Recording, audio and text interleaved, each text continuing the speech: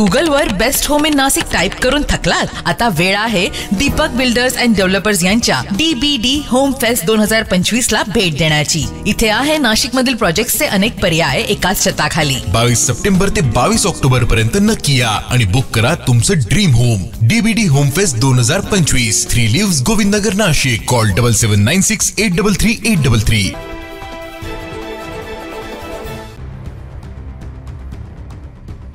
आगामी स्थानिक स्वराज्य संस्थांच्या निवडणुकांच्या पार्श्वभूमीवर नाशिकमध्ये राजकीय हालचालींना वेग आला आहे। मुंबई आग्रा महामार्गावरील स्वामीनारायण बँकेट हॉल येथे मुख्यमंत्री देवेंद्र फडणवीस यांच्या प्रमुख उपस्थितीत उत्तर महाराष्ट्र भाजपा पदाधिकाऱ्यांची महत्त्वाची बैठक पार पडत आहे।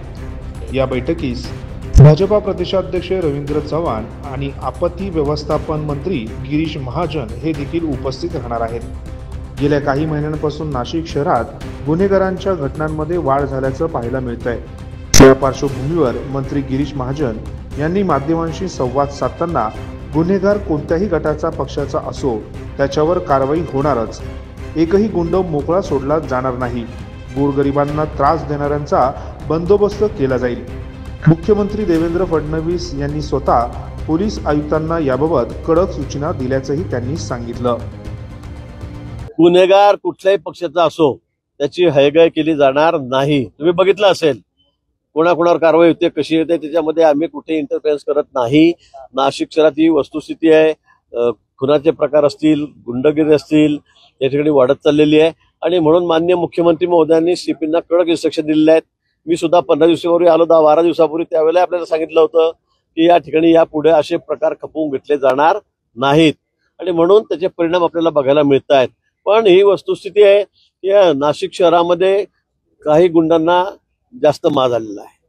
गुंड म्हणजे अगदी रस्त्यावर सुद्धा, रात्री सुद्धा कोणी कोणाचा धक्का लागला, कोणी दारू पिऊन जातं, टिबल सीट 4 सीट, लगेच त्याला कोणी मारतंय, कोणी त्याला चाकू मारतंय, कुठे मर्डर सारखे प्रकार त्या ठिकाणी झालेत, MD सारखा त्याचा वापर या ठिकाणी चाललेला आहे आणि म्हणून मला वाटतं की या सगळ्यांवर नियंत्रण करणं अतिशय आवश्यक आहे।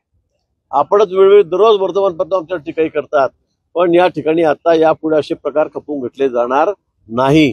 कुठल्याही गुंडाची, कुठल्याही पक्षाचा असो त्याची आता गय केली जाणार नाही, कुठे असो।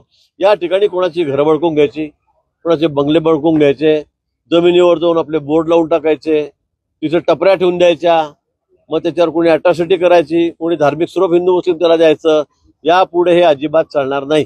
गरीब माणूस आहे, कष्टकरी माणूस आहे, अनेक पिढ्यापासून त्याच्या जमिनी या ठिकाणी, तर त्याच्या जमिनीवर तुम्ही अतिक्रमण करत असाल, टपऱ्या टाकत असाल तर एकाही माणसाला, गुंडाला असं सोडलं जाणार नाही, कोणाची गय केली जाणार नाही।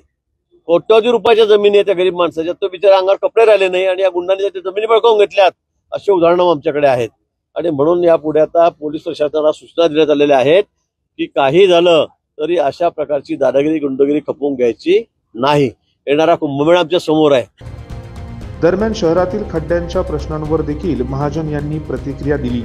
मागील 15 दिवसांपासून महापालिका प्रशासनाला खड्डे बुजवण्याच्या सूचना दिल्या आहेत। पाऊस थांबल्यामुळे पुढील 4 ते 5 दिवसात नाशिक शहर पूर्णपणे खड्डेमुक्त दिसेल असा विश्वास त्यांनी व्यक्त केला।